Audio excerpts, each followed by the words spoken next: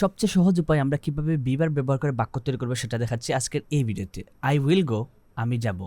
I will come, আমি আসব। I will ইট, আমি খাবো। আই উইল ড্রিঙ্ক, আমি পান করব। তারপর আপনি বলেন তো, আমি ঘুমাবো, আই উইল স্লিপ। আমি পড়বো, আই উইল রিড। আমি লিখবো, আই উইল রাইট। আমি ফোন করব, আই উইল কল। ওকে, তারপরে আপনারা দেখেন, আমি সাহায্য করব, আই উইল হেল্প। আমি কিনবো, আই উইল বাই। তো এইটা স্ট্রাকচারটা হচ্ছে আপনার প্রথমে সাবজেক্ট বসাবেন, তারপর উইল, তারপর হচ্ছে বাক্যের মানে ভার্বের বেস ফর্মটা বা বি1 ফর্মটা। যেমন আমি খুলবো, আই উইল ওপেন। আমি বন্ধ করব, I will close.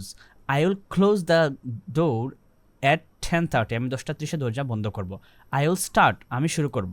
I will start learning English, আমি ইংলিশ শেখা শুরু করব। সো ভিডিওটি ভালো লাগলে লাইক কমেন্ট শেয়ার করে সাথে থাকুন। এরকম আরও ভিডিও পেতে আমাদের পেজটাকে ফলো করতে পারেন।